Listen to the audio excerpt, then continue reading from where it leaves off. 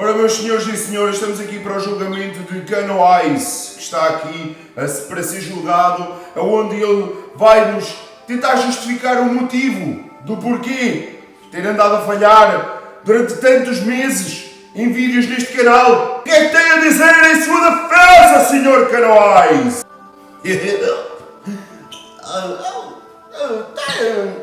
Tem andado nos tempos.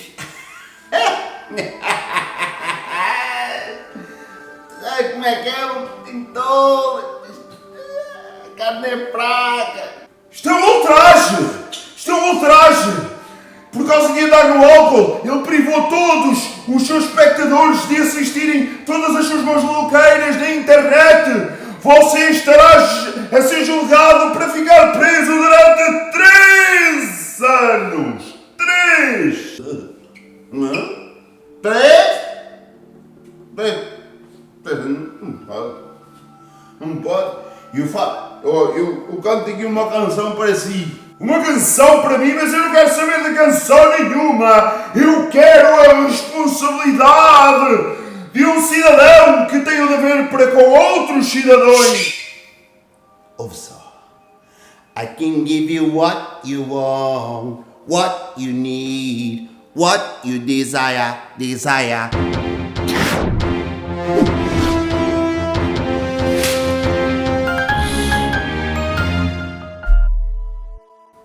Como é que é, maltinha de balé? Mais uma semana, mais um vídeo. Espero que vocês estejam todos bem. E sim, é mais um vídeo após muitos meses de falha, mas houve muitas coisas a acontecerem na minha vida, mesmo muitas, e vocês podiam perceber que a cadência dos vídeos estava cada vez pior. E então houve coisas incontornáveis ao qual não dava para passar à frente. Então, pessoal, peço imensa desculpa por este void de vídeos, mas espero que vocês gostem agora daquilo que vem para aqui, daquilo que vem para a frente. E tem uns vídeos que ainda estão por lançar e alguns que vão ser lançados em breve. Sem mais delongas, pessoal, vamos então passar para os 3 meses de notícias. Fortnite volta a ver a sua player base a subir novamente graças ao seu novo modo Build Zero. E para quem não sabe, Build Zero é basicamente um modo onde não permite os jogadores fazerem aquelas construções, o que torna mais ground-based o seu gameplay. E por esse mesmo motivo, houve um leaker que obteve algumas informações e diz que a Epic Games começou a construir um modo, ou seja, começou a desenvolver um modo First Person. E que este modo Build Zero foi só o primeiro passo para ir nessa direção.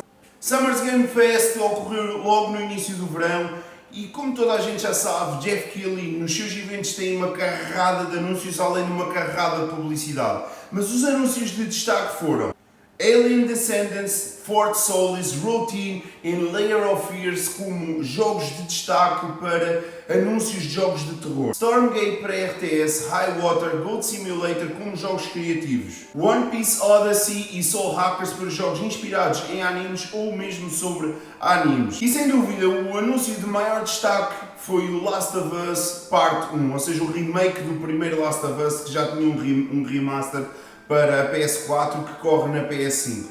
Ninguém sabe muito bem porque é que eles fizeram isto, mas eu acredito piamente que foi por causa da série que eles querem lançar, tanto a série como o jogo par a par. Outra notícia de destaque foi sem dúvida o Last of Us Factions 2, que era basicamente um modo multiplayer que iria incorporar no Last of Us Part 2, no entanto a Sony, no evento da Summer Game Fest, disse que o jogo já estava tão grande, ou seja, aquele modo já estava tão grande que eles teriam que lançar aquilo como um standalone e não como um modo para incorporar então no Last of Us Part 2. Num evento que ocorreu em paralelo à Summer Game Fest foi o showcase da Devolver Digital, onde sem dúvida o seu anúncio de maior destaque foi o The Plucky Squire, que basicamente faz lembrar uma evolução natural do Link Between Worlds feito pela Nintendo para a 3DS.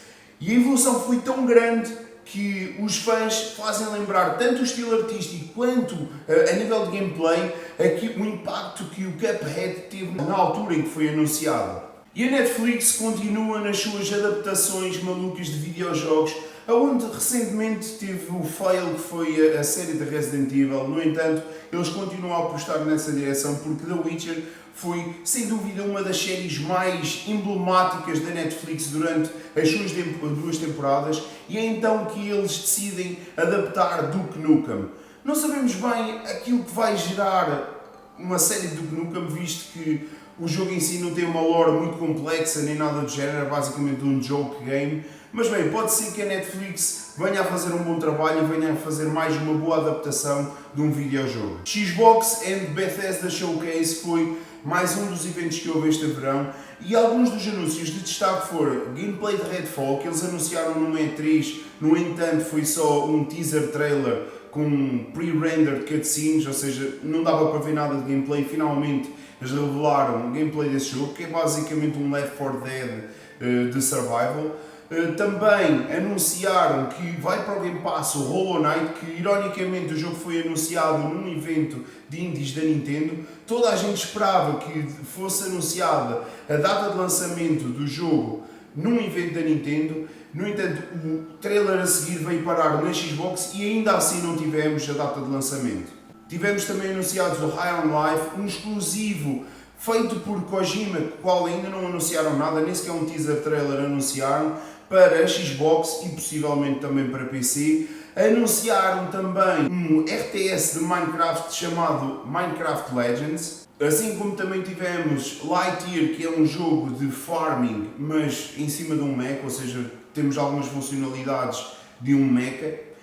Tivemos também o anúncio de Airbnb Shadow Legacy, assim como Ravenlock, o Long Final Dynasty, que é dos criadores de Nioh, da Team Ninja, e finalmente tivemos direito a gameplay de Starfield, mas aquilo que mostraram foi tão fraco que a comunidade deu tanto backlash que a Microsoft e a Bethesda viram-se obrigados a adiarem o jogo para o ano que vem, que para quem não sabe, este jogo deveria ser lançado no final deste ano.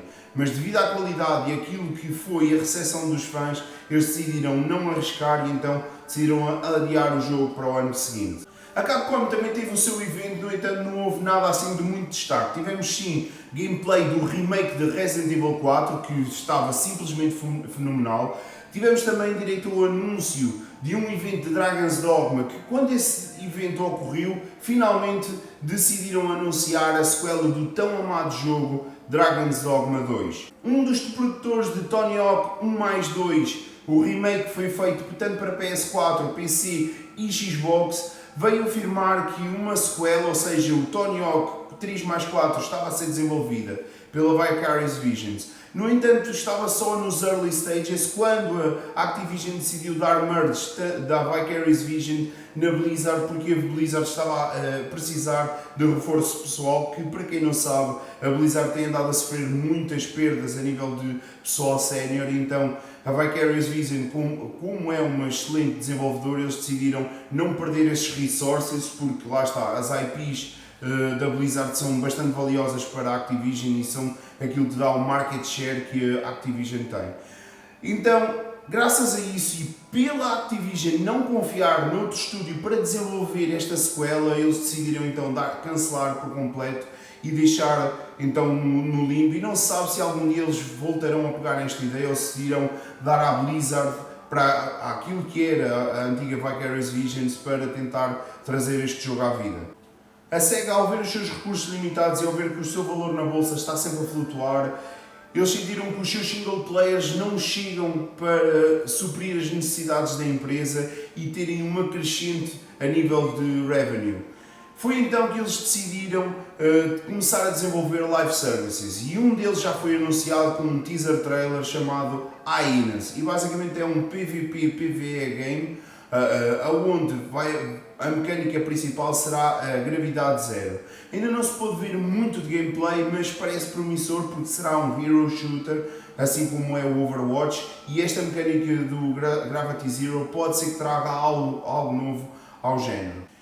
Hideo Kojima foi apanhado de surpresa com a série The Boys para a Amazon Prime, onde ele viu que muitas das ideias de um jogo que ele estava a desenvolver batiam com as ideias que estavam a ser mostradas no The Boys. Foi então que ele desistiu de continuar a desenvolver este jogo, onde ele já tinha um protagonista, que era ele, o Mads Mikkelsen, que também protagonizou uma personagem em Death Stranding, para quem se lembra do jogo. E foi então que ele desistiu de desenvolver esse jogo, ou seja, cancelou-o, e além disso, ele desistiu até de ver a série por sentir que a série estava a acompanhar muitas das ideias que ele estava a ter também para o seu jogo. Toda a gente esperava um Nintendo Direct, um full Nintendo Direct no mês de junho. No entanto, a Nintendo desiludiu por completo e fez um Partner Showcase, ou seja, um Nintendo Direct Partner Showcase. Desiludiu porquê? Porque muita gente esperava aquele tipo de evento e veio a parar um Partner Showcase. No entanto, este Partner Showcase veio-se a revelar com uns anúncios que teve bastante interessante. Nier Automata finalmente veio parar à Switch, assim como vamos ter uma sequela de Super Bomberman R2. Vamos ter então também Blank, assim como um remake de Pac-Man World. Com os trailers e gameplay que a IGN mostrou de Sonic Frontiers, toda a gente ficou assim um bocado triste com aquilo que estava-se a tornar o jogo. No entanto, parece que a SEGA estava a esconder muito do jogo, porque quando a Nintendo neste Partner Showcase mostrou um novo gameplay de Sonic Frontiers, toda a gente ficou espantada e a começar a desejar o jogo que até então toda a gente estava a pedir para ser adiado. A Square Enix, por sua vez, veio anunciar o remake de um clássico de SNES, chamado ele de Live Alive, que para quem já conhecia este clássico por jogar através de emuladores, simplesmente ficou fascinado por este anúncio. E como é lógico, eles utilizaram o seu clássico art style de 2D HD, como eles utilizaram, por exemplo, no Octopath Traveler. Harvestella também foi outro anúncio da Square Enix, assim como a Atlus veio anunciar do Persona 3, 4 e 5 para a Switch. E após estas revelações, eis que John Cena, numa sessão de fotos promocional para a Nintendo, veio pedir à própria Nintendo, depois dessa sessão, para fazerem mais um Metroid 2D.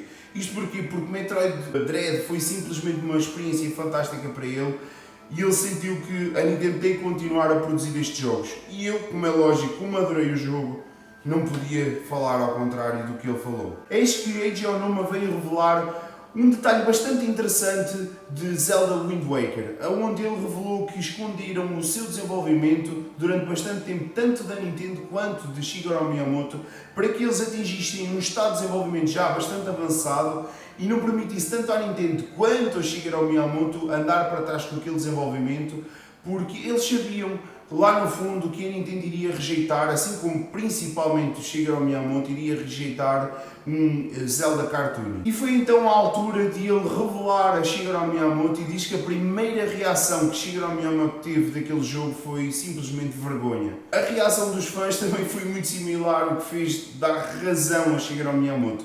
Mas parece que tanto com os fãs quanto com Shigeru Miyamoto, aquele estilo artístico cresceu bastante nele, até que ele chegou a gostar dele e utilizá-lo também em Skyward Sword. Por algum motivo, a EA decidiu fazer uma piada de um meme que não caiu muito bem e a internet foi atrás deles. Estamos a falar de um meme que é basicamente vocês dizerem: imaginem uma pessoa nota 20, mas tem X defeito. E então que a EA decidiu no seu Twitter dizer: imaginem uma pessoa nota 10, mas que gosta de single players. Ui, vindo de quem veio, visto que houve uma altura no tempo, era só live services, tipo, a internet caiu-lhes em cima assim, de rajão. Claro que se viesse de outra empresa que fizesse só single players e que fosse tudo de alta qualidade, toda a gente compreenderia a piada. No entanto, vindo da EA, caiu muito mal. Todos nós sabemos que a Netflix tem andado a dar step-ups a nível de gaming, ou seja, utilizarem a sua plataforma para começarem a impulsionarem-se como um mercado válido de gaming. E é então que eles fazem um anúncio do seu primeiro grande jogo. Estamos a falar de Kingdom, The Blood. E este jogo tem tanta qualidade que muitas pessoas até ficaram espantadas como é que este jogo vai parar a Android e a iOS, assim como também para PC. Provavelmente a notícia mais surpreendente deste vídeo é que a Nintendo comprou a Dynamo Pictures e, para quem não sabe, eles fazem VFX e edição vídeo para filmes já bastante conhecidos E isto veio-nos revelar que, apesar de estranha, faz todo o sentido esta aquisição, visto que eles agora estão a apostar num filme de Mario e provavelmente, para não terem que gastar tanto dinheiro com estúdios externos, vão desenvolver internamente os seus próprios filmes. E o ex-presidente da EA, agora presidente da Unity Technologies, veio fazer uma afirmação e não uma piada como a EA fez no seu Twitter, onde ele afirmou que os estúdios que não monetizavam os seus jogos eram completamente idiotas. Obviamente, não é? E vindo de quem veio, que veio da altura dos live services da EA, levou um backlash enorme, muito maior que aquilo que a EA levou com a sua piada. E ele viu-se obrigado então a vir a público outra vez e a pedir desculpas pelaquela afirmação tão idiota. E em notícias rápidas temos Stray, que foi lançado recentemente, onde teve uma recepção muito calorosa por parte dos jogadores. Os mesmos começaram a mostrar esse jogo aos seus gatos e parece que virou também, foi algo viral também para os gatos, tanto quanto para o Twitter, onde andou-se a ser postado bastantes vídeos a mostrarem os gatos a reagirem ao jogo Stray. Finalmente, depois de tantos rumores e leaks, finalmente a Rockstar anunciou o GTA 6. No entanto, não houve nem teaser, nem logo, nem nada. A Rockstar simplesmente afirmou que este vai ser um jogo que vai mudar o mundo dos videojogos, em que eles acreditam que vai abalar de tal maneira assim como foi o lançamento de GTA 4, GTA 3, GTA Vice City e GTA 5. Multiversus é basicamente um platformer fighter de Warner Bros, onde este fighter conseguiu algo que nenhum fighting game conseguiu até hoje, que foi amealhar 130 mil jogadores ao mesmo tempo na Steam. Num relatório financeiro do último trimestre, a Nintendo finalmente revelou as vendas da Switch nos últimos 3 meses. E eles revelaram que a Switch, até à data daquele relatório, vendeu 111 milhões de consolas. E eles prevêem ultrapassar a barreira dos 120 milhões até ao final do ano fiscal. O que meterá a consola à frente das vendas da Game Boy e da própria PS4, que, se eu não estou em erro, está nos 120 milhões, 122, 123. A Activision, nos seus resultados financeiros, revelou que já está a fazer mais dinheiro com o mobile do que aquilo que faz com jogos para PC e consolas. E isto é simplesmente alarmante porque, como se sabe, se existe mais dinheiro a entrar, mais investimento vai ser feito naquela área. E é então que é revelado pela Activision que 51% dos seus lucros são de jogos para telemóvel. Isto graças ao lançamento do Diablo Immortal. Vamos lá ver se eles não vão acelerar o lançamento do Diablo 4 para começarem-se a focar em lançamentos mobile, a ver se conseguem ainda gerar mais dinheiro com esses lançamentos. Ainda falando de Diablo Immortal, é então que um jogador australiano decide gastar 10 mil dólares australianos para tentar obter um item, que é o item mais raro do jogo. No entanto, estes 10 mil dólares de nada lhe serviram, porque este item nunca lhe calhou e ele ficou simplesmente frustrado ao ter gasto tanto dinheiro e não poder ter o item que ele queria. E então que é aqui que é provado que esta metodologia serve apenas para frustrar os jogadores e fazer com que eles gastem o máximo de dinheiro possível. E depois de tantas controvérsias com o Diablo Immortal, eis que a Activision Blizzard veio a público dizer que o Diablo 4 não será pay to win. Eles, por um lado, estão a defender as microtransações do Diablo Immortal. No entanto, eles querem nos fazer acreditar que o Diablo 4 não terá qualquer tipo de monetização que vá dar vantagem aos jogadores. Os jogadores duvidam. No entanto, eles dizem que as microtransações não serão mais que itens cosméticos e que os jogadores terão que lutar para ter todo o equipamento que querem e serem tão fortes quanto aquilo que eles querem. Numa parceria super estranha, eis que a EA apresenta para o seu FIFA 2023, que vai estrear a dia 23 de setembro, umas cartas que serão especiais e que vão lembrar heróis da Marvel que irão ser representados no campo de futebol. Não se sabe muito bem como é que isto irá funcionar, mas sabe-se que isto irá funcionar no seu FIFA Ultimate. Ainda falando sobre a EA acabou por desligar servidores de jogos muito conhecidos. Estamos a falar de Command & Conquer, Tiberian Wars, Red Alert 3 e Mercenaries 2. Isto, claro, vem levantar outra vez aquela questão de que as empresas deveriam disponibilizar ferramentas para que os jogadores conseguissem fazer com que estes jogos voltassem a ficar online. No entanto, eles simplesmente decidiram desligar e pronto. E isto também veio inviabilizar o download de DLCs já comprados. O que é estranho e triste, visto que há jogadores que têm direito a estas compras e têm direito a fazer o download destes DLCs quando eles bem entendem. Muito se criticou a Epic Games por causa da sua Epic Store e todas as compras que a Epic Games fez para ter exclusivos na sua Store. No entanto, toda a gente se esquece que a Microsoft está a fazer o mesmo, a Sony, pelos vistos, também está a fazer o mesmo porque veio meter isto a público, a revelar que a Sony andava a pagar para que os estúdios não metessem os seus jogos no Game Pass. E como é lógico, uma empresa critica a outra e afins, e a Microsoft disse que a Sony é hipócrita por estar a fazer este tipo de negócios quando eles falam tanto dos exclusivos. Phil Spencer veio fazer uma declaração que para mim é um tanto ou quanto polémica. Isto porquê? Porque ele veio dizer que ao longo dos tempos os exclusivos será cada vez mais raro.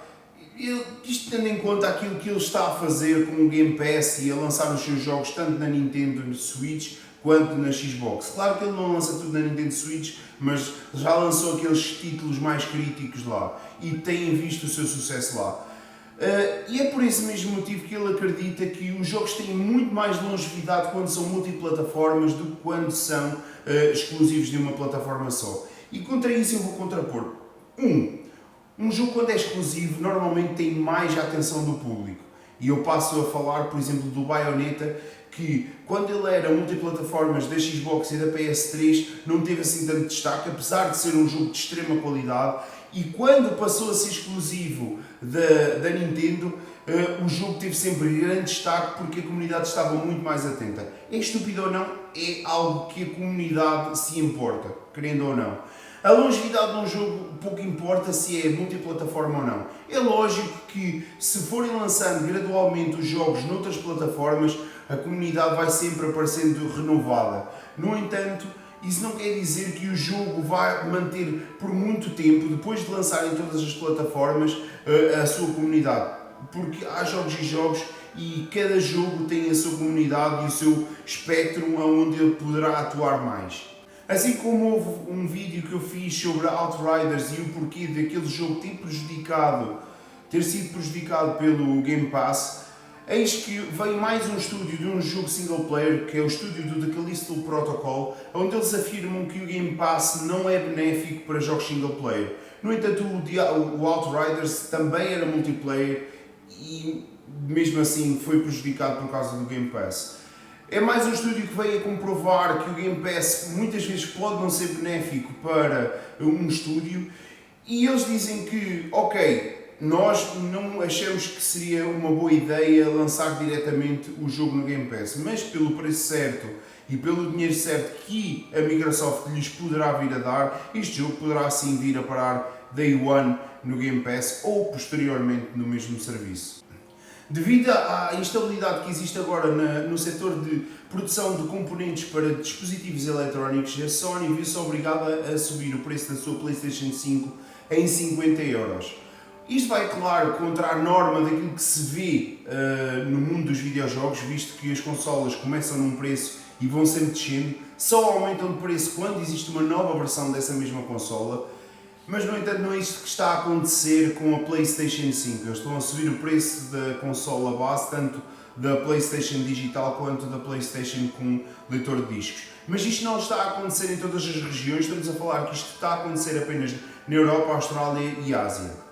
Como seria de esperar, os fãs da Nintendo e os fãs da Microsoft estavam à espera de uma resposta em relação a este aumento de preço por parte da Sony, e é então que tanto a Nintendo quanto a Microsoft vieram revelar que não vão aumentar os preços das suas consolas e estes vão se manter no preço que já estavam. Outro dos motivos pelos quais a Sony poderá estar também a aumentar o preço da sua consola será porque eles estão sempre a fazer modificações, ou seja, esta já é a terceira ou quarta modificação que eles fazem à motherboard da PlayStation 5, onde a última versão que foi vista tem uma motherboard bastante menor, consome entre 20 a 30 watts menos de consumo underload, ou seja, é uma consola muito mais eficiente. Isto levanta a questão, quando é que será que eles vão anunciar uma versão Slim da sua PlayStation 5, ou será que eles vão continuar a experimentar na PlayStation 5 até terem uma versão da motherboard bem mais reduzida que aquela que existe agora? Devido a todos os eventos que têm acontecido com os emuladores da Switch, onde jogos têm saído mais cedo que a data de lançamento prevista